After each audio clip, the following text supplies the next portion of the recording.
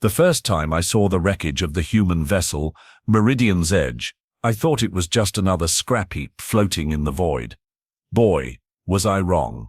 Dead wrong. The kind of wrong that makes you question everything you thought you knew about the universe, your place in it, and whether some things are better left undisturbed.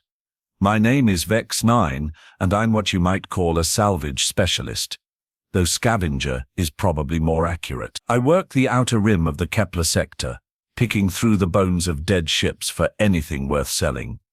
It's not glamorous work, but it pays the bills and keeps me far from the politics of the inner worlds. The Meridian's Edge showed up on my sensors 3 cycles ago, drifting in the shadow of a gas giant.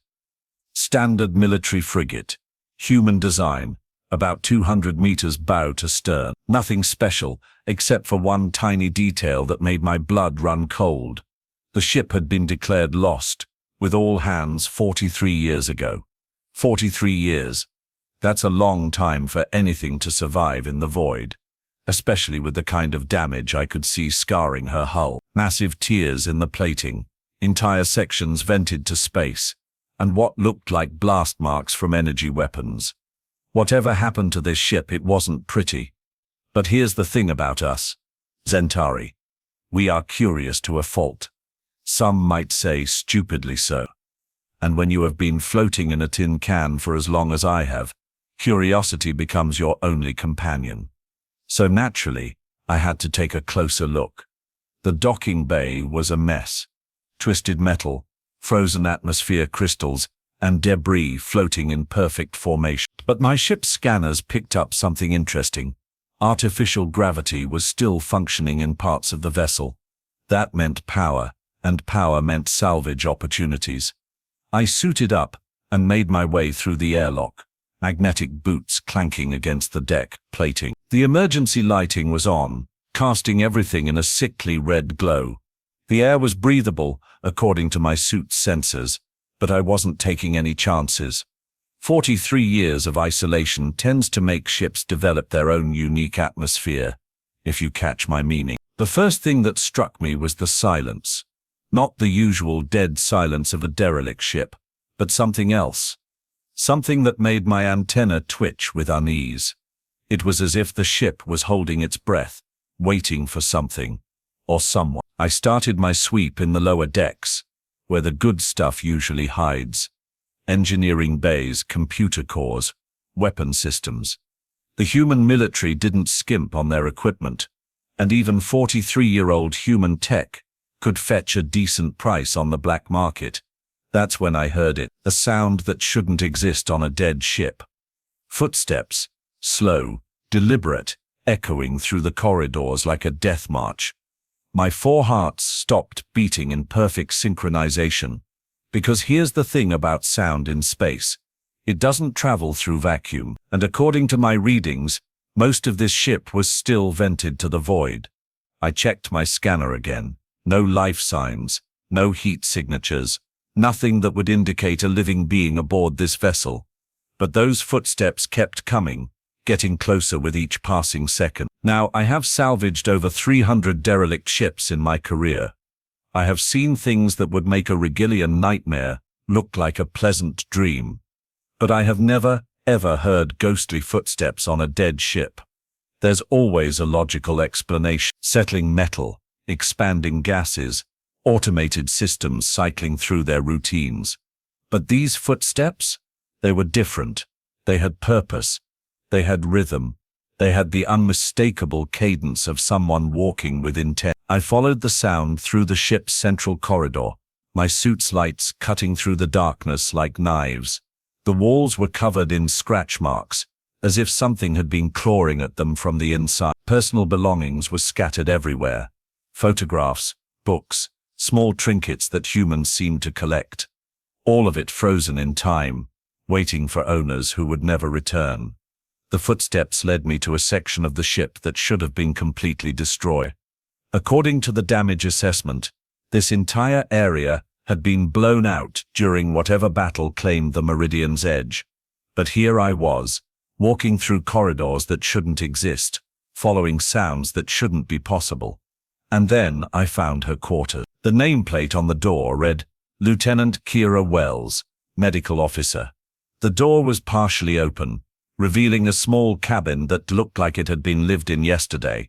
The bed was unmade, clothes hanging in the closet, a half-finished letter on the desk, but it was the photograph on the nightstand that made my blood freeze. It showed a young human female, maybe 25 standard years old, with dark hair and eyes that seemed to stare right through you. She was wearing a medical uniform and standing in front of what looked like a newborn infant. But here's where it gets interesting. The timestamp on the photo was dated 3 days before the ship's official destruction.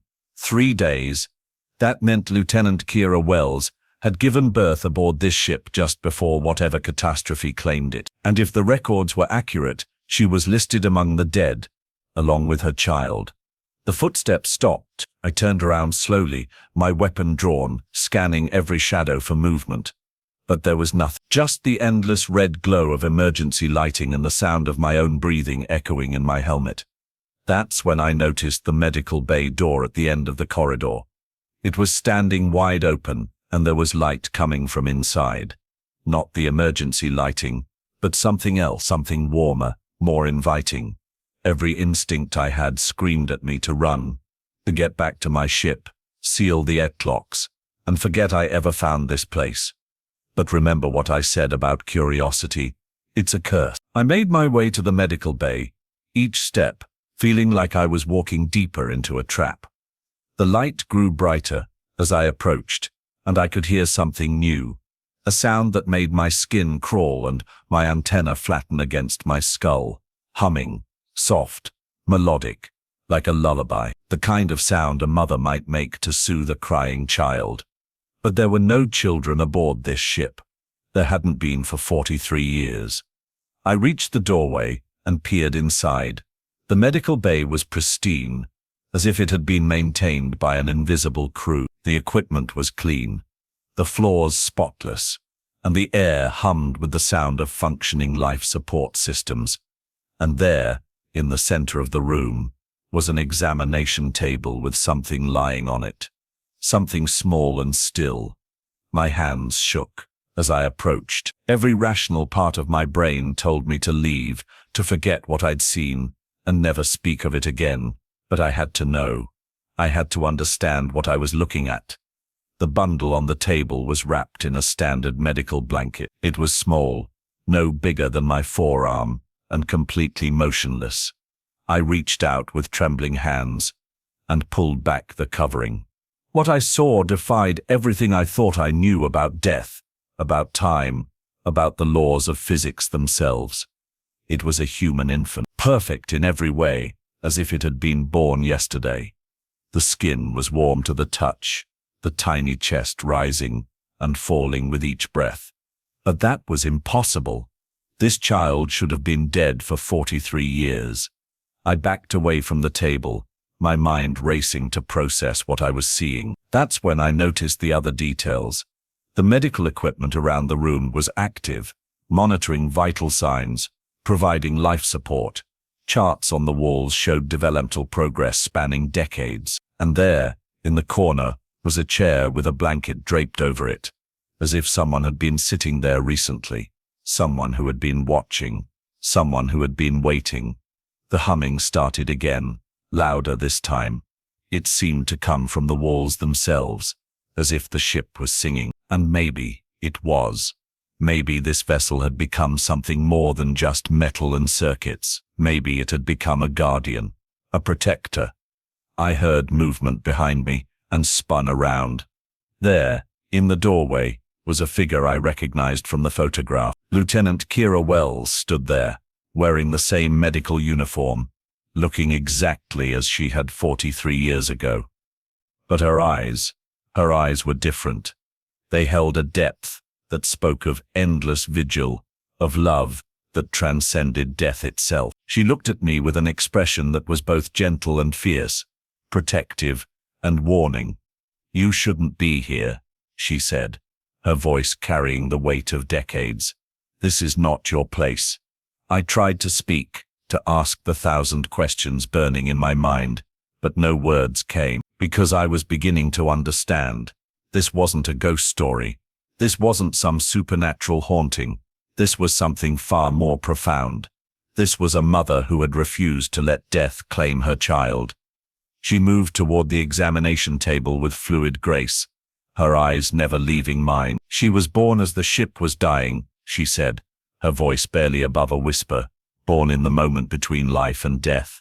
And in that moment, something changed. Something that connected her to this vessel in ways that science cannot explain. The infant stirred at the sound of her voice, tiny hands reaching toward a mother who should not exist.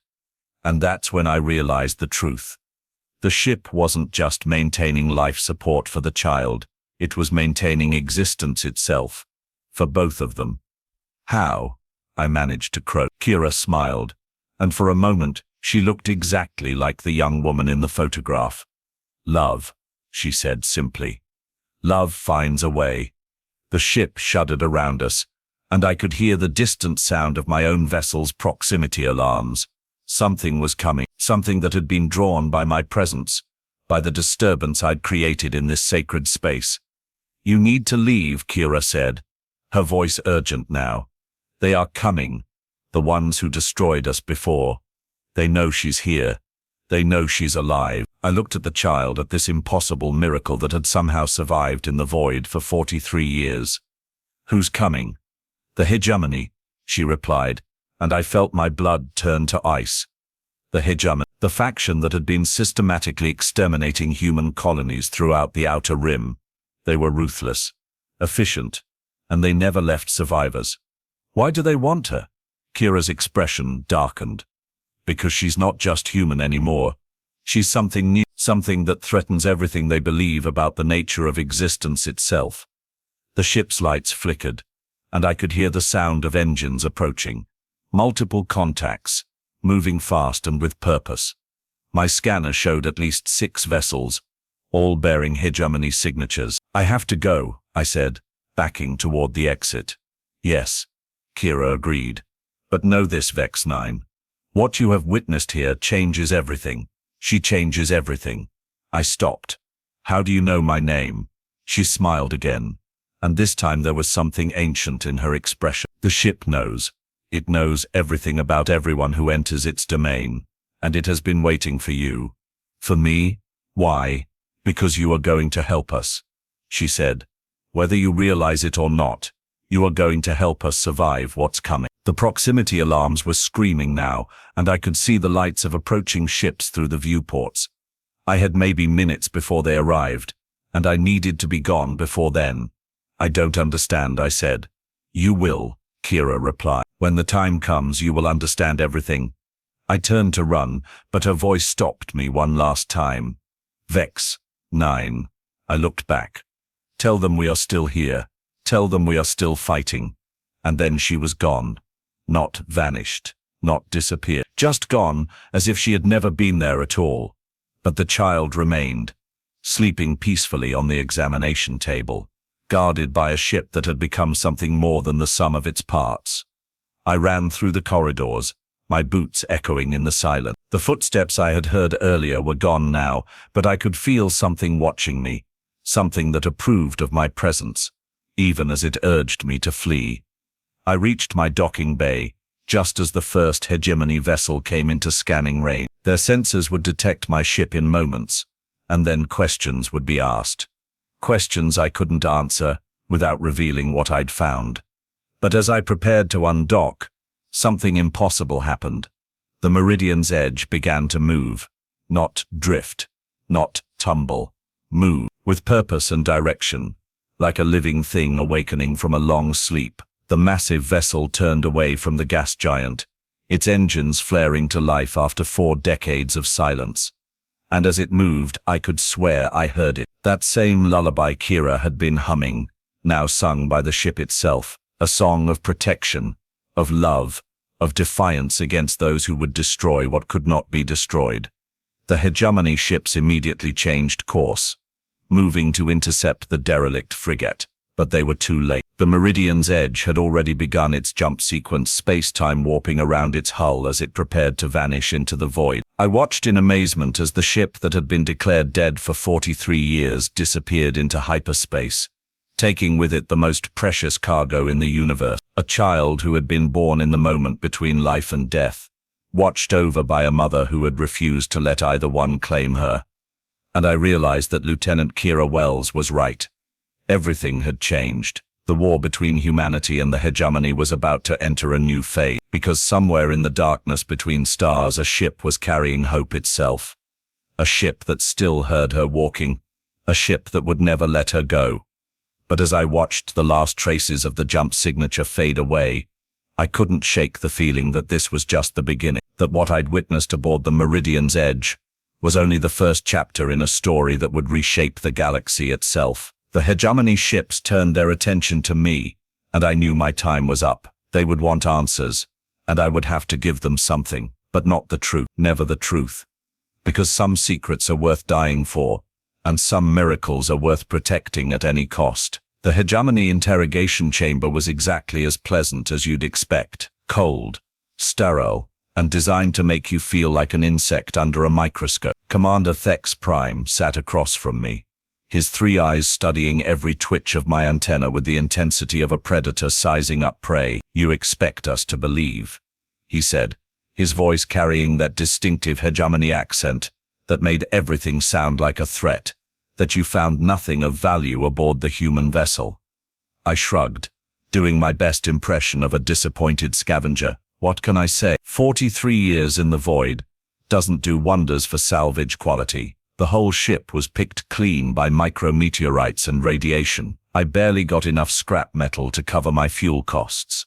3 days, that's how long they'd been grilling me. 3 days of the same questions, the same suspicious stares, the same barely contained violence that seemed to radiate from every Hegemony soldier. But I stuck to my story, because some lies are worth telling, and some truths are worth dying for. Thex Prime leaned back in his chair, and I could see the calculation in his eyes. He knew I was lying. I knew he knew I was lying, but without proof, he couldn't do anything about it. The Hegemony might be ruthless, but they weren't stupid. Executing a Zentari citizen without cause would bring unwanted attention from the Galactic Council. "Very well," he said finally. "You are free to go, but know this, Vex-Nine. We will be watching you, and if we discover you have withheld information about human survivors, the consequences will be severe." I nodded respectfully and made my way out of the detention facility, my skin crawling with every step. The moment I was back aboard my ship, I set course for the nearest neutral port. I needed distance, time to think, and a very large drink. But as I jumped into hyperspace, I couldn't shake the feeling that this was far from over.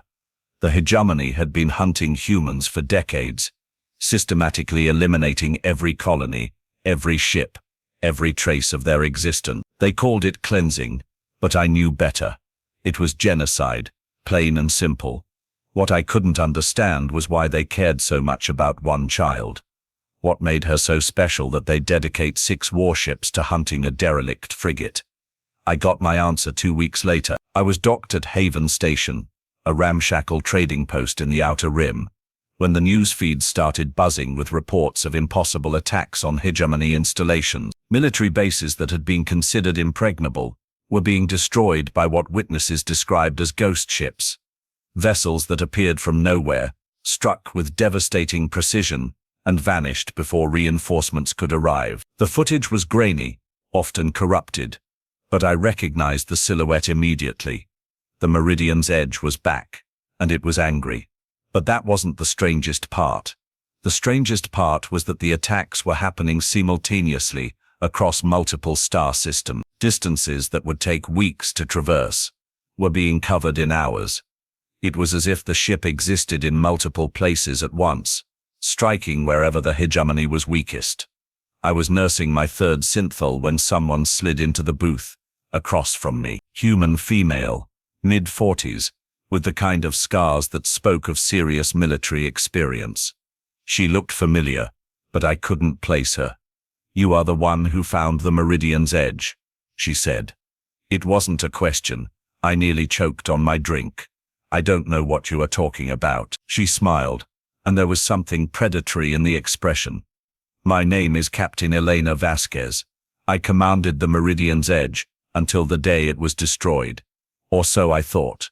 The bottom dropped out of my stomach. According to the official records, Captain Vasquez had died with her ship 43 years ago.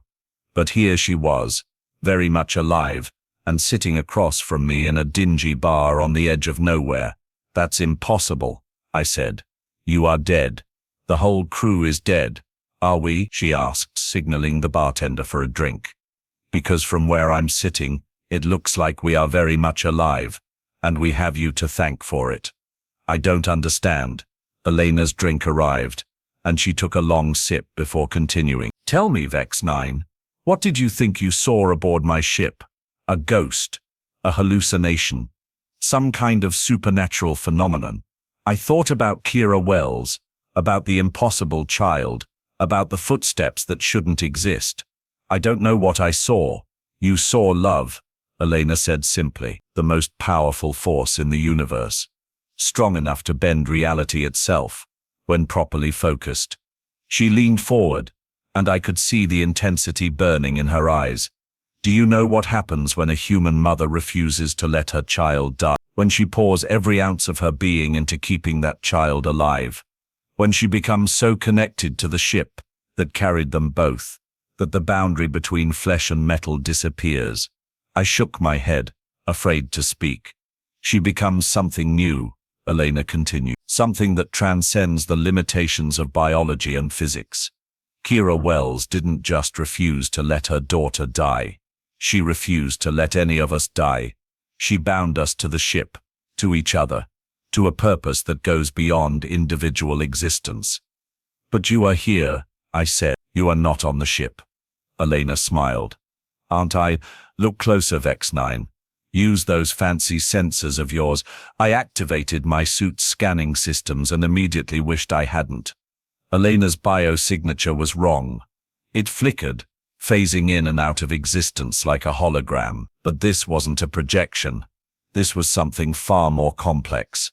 I'm a fragment, she explained. A piece of the whole that can exist independently, when needed. We all are. The entire crew of the Meridian's edge lives within that ship now, bound together by Kira's love and little Emma's potential. Emma? The child. She's grown in the 43 years since you found us. Not physically, but mentally, spiritually. She's become something unprecedented in galactic history. A bridge between the organic and the artificial, between life and death, between what is and what could be. I felt like I was drowning in information I didn't want to understand. What does she want? What any child wants. Elena said, to be safe, to be loved, to have a future.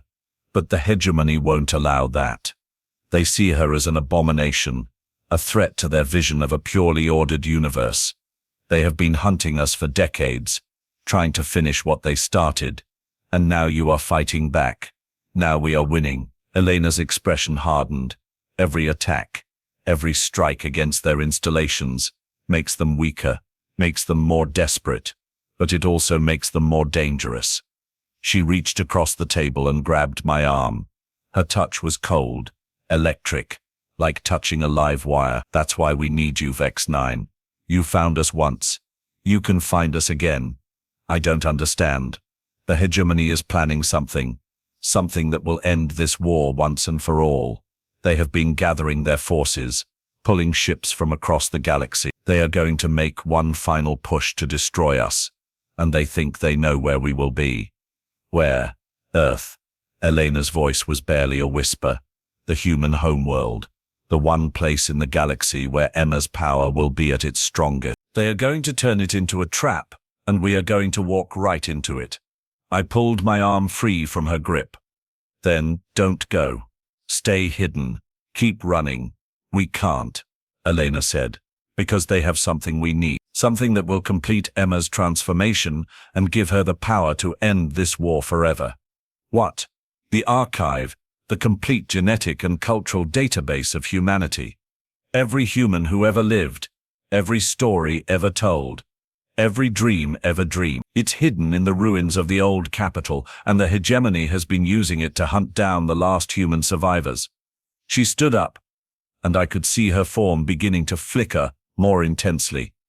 We are going to Earth, Vex-Nine. We are going to recover the archive and give Emma the heritage she deserves.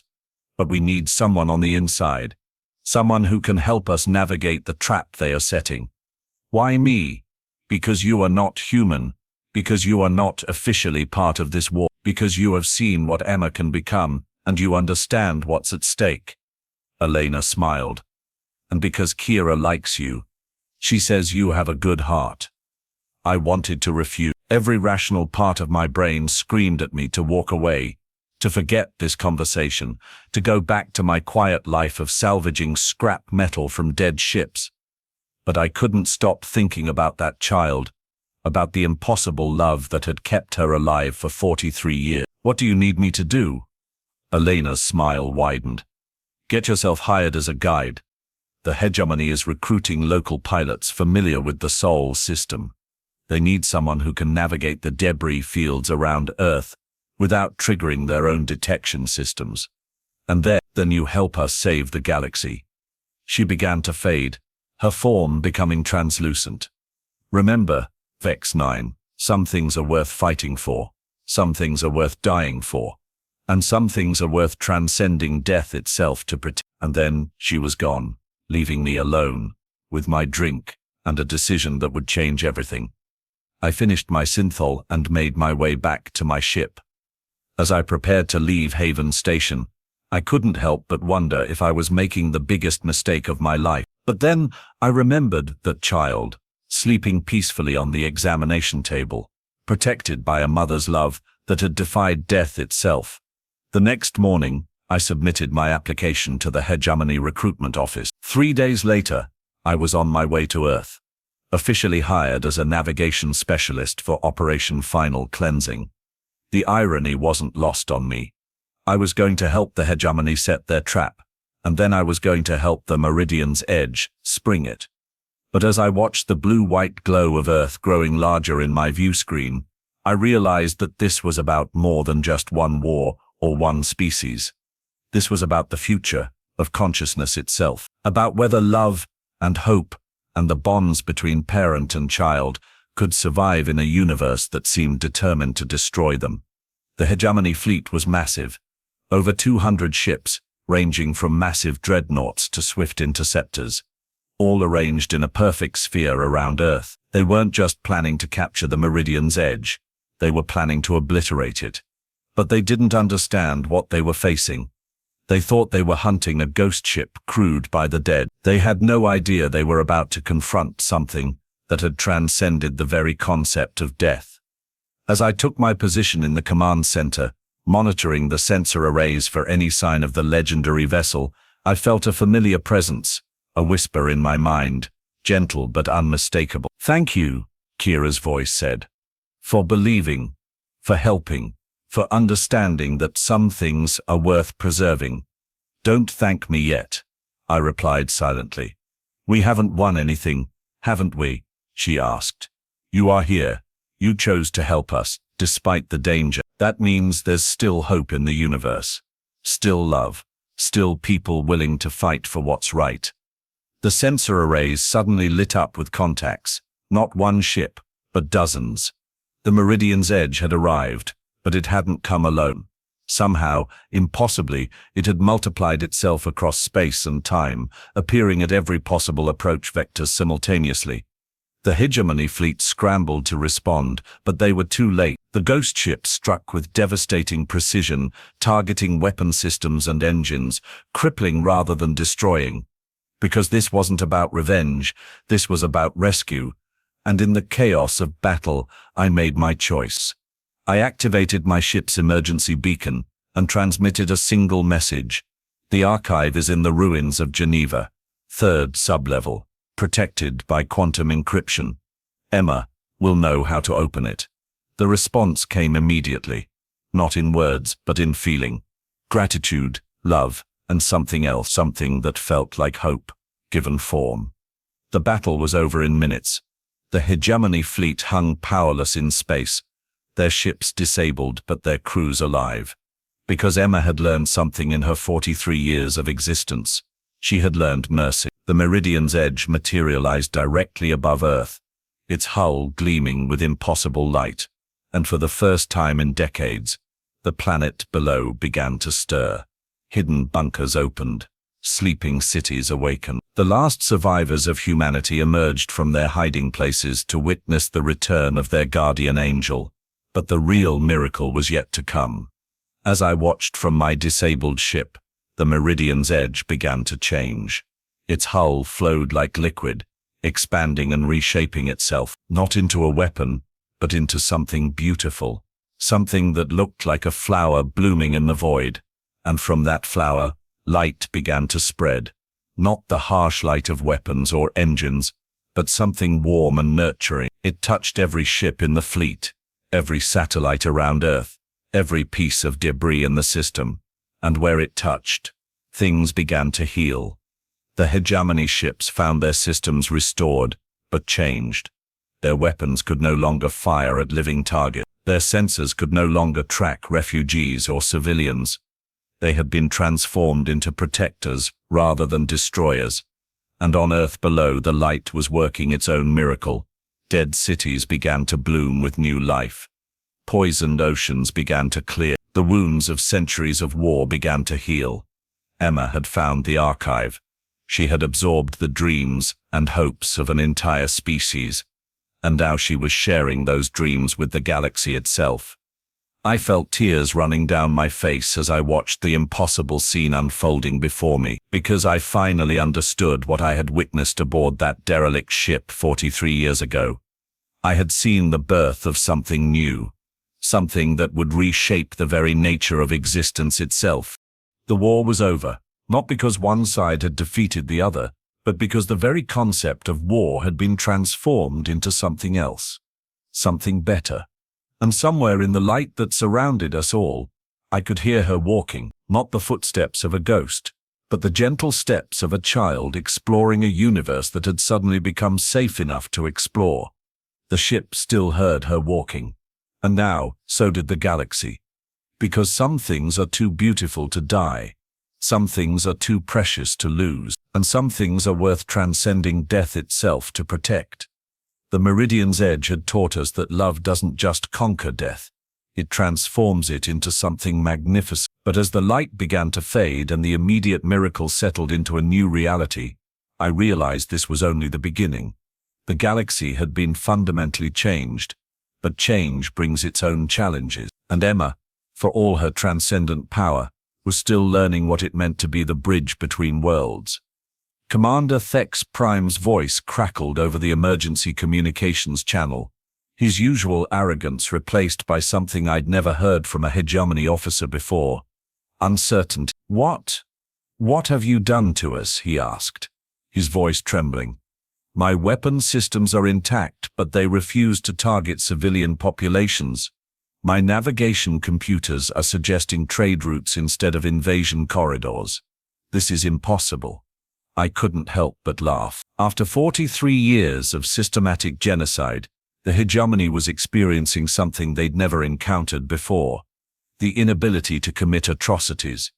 Their ships had been transformed from instruments of destruction into something resembling actual civilization. You have been healed, I said into the comm. Congratulations. You are about to learn what it feels like to be part of the solution instead of the problem. But even as I spoke, I could sense something troubling in the cosmic symphony that Emma had created. The transformation was powerful, but it was also fragile, like a newborn taking its first breath. This new reality needed protection, guidance, and time to grow strong.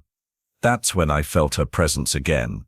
Not Kira this time, but Emma herself, the child who had been born in the void between life and death, who had grown beyond the limitations of physical existence, who had just reshaped the fundamental nature of galactic civilization. Vex-Nine, her voice whispered, in my mind, and I was surprised by how young she sounded. Despite her incredible power, despite everything he had accomplished, She was still, in many ways, a child. "I need your help." "What kind of help?" "I can feel them," she said, and there was fear in her mental voice. "Others like the Hegemony. Races that have chosen hatred over love, destruction over creation. They are coming. They can sense what I have done, and they don't like it." I felt my blood run cold. Of course. The galaxy was vast, and the Hegemony was just one of many species that had chosen the path of conquest and genocide. Emma's transformation of their fleet would be seen as a threat by every other military power that depended on fear and violence to maintain control. "How many?" I asked. "Dozens of species, hundreds of fleets. They are forming an alliance, something they have never done before. They are calling it the Purity Coalition, and they have one goal: to destroy me and reverse what I have done." The magnitude of what we were facing hit me like a physical blow. Emma had saved humanity and transformed the Hegemony, but in doing so, she'd painted a target on herself that could be seen from across the galaxy. Every tyrant, every conqueror, every species that ruled through fear would see her as an existential threat. "When?" I asked. "Soon. They are gathering at the edge of the Andromeda transit zone. But Vex-Nine, there's something else, something worse." I braced myself for more bad news. "They have weapons, not just ships and armies, but something designed specifically to destroy beings like me. They call it the negation engine. It's designed to unravel the bonds between consciousness and matter, to force transcendent beings back into purely physical existence. And then they kill us while we are vulnerable." I closed my eyes, feeling the weight of the universe pressing down on me. We'd won one battle, but the war was just beginning. And this time, the enemy wasn't just one species driven by ideology. This was a coalition of the galaxy's most ruthless civilizers united by their fear of change. "What do you need from me?" "I need you to help me grow up," Emma said. And despite the gravity of the situation, I could hear a smile in her voice. "I have the power to reshape reality, but I don't have the wisdom to use it properly. I need teachers. I need guides. I need people who understand what it means to make the hard choices. Emma, I'm just a salvage operator. I'm not qualified to teach anyone anything. Aren't you? You chose to help us despite the danger. You risked everything to do what you thought was right. That's exactly the kind of wisdom I need." Before I could respond, I felt another presence joining our mental conversation. Captain Elena Vasquez materialized on my ship's bridge, her form more solid than it had been in the bar. "She's right," Elena said. "Emma has the power of a god, but she has the emotional development of a child. She needs mentors, people who can help her understand the consequences of her actions." "What kind of consequences?" Elena gestured toward the view screen, where the disabled Hegemony fleet hung motionless in space. "Look at them. We have taken away their ability to wage war, but we haven't given them anything to replace it with. They are confused, angry, and they don't understand what's happening to them. Some of them are going to adapt, but others—" She didn't need to finish. I could see it in the sensor readings. Several Hegemony ships were already showing signs of internal conflict. Crews that had been united by a common purpose were now fractured, struggling to understand their new reality. "It's not enough to change their technology," Elena continued. "We need to change their hearts, their minds, their entire understanding of what it means to exist in the universe. And how exactly do we do that?" "One person at a time," Emma's voice said. "I can force ships to stop firing, but I can't force people to stop hating. That has to come from within." I looked at the tactical display, showing the positions of over 200 former Hegemony vessels. Each ship contained hundreds of crew members, all of them struggling to adapt to a reality that had fundamentally changed around them. "We need to help them," I said. "Not just the humans, but all of them, even the ones who were trying to kill us 5 minutes ago." Elena nodded. "That's the human way. We don't just defeat our enemies, we try to turn them into friends." "But how do we do that when half the galaxy is mobilizing to destroy us?" "We show them what they are really fighting against," Emma said. "We show them that love isn't weakness, that cooperation isn't surrender, that choosing to build instead of destroy doesn't make you vulnerable. I felt a familiar chill run down my spine. You are talking about war. I'm talking about defense, Emma corrected. The Purity Coalition is coming whether we like it or not, but we don't have to meet them the way they expect us to. Elena smiled.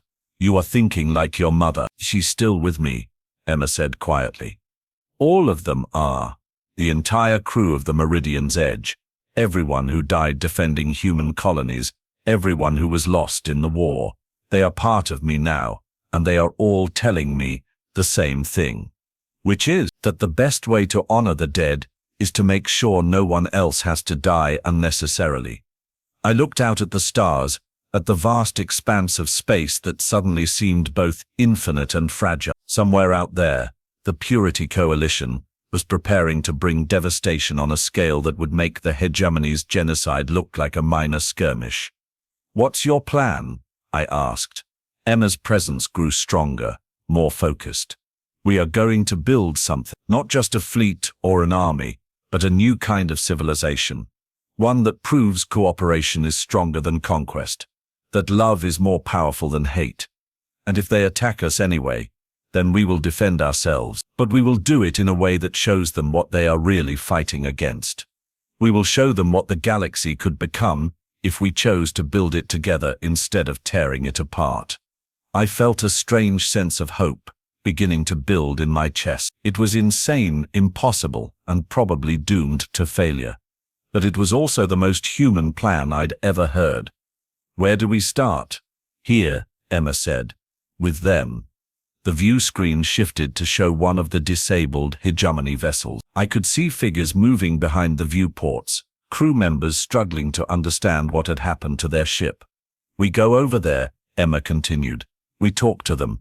We show them that we are not their enemies, even though they were ours. We help them understand that the universe doesn't have to be a battleground.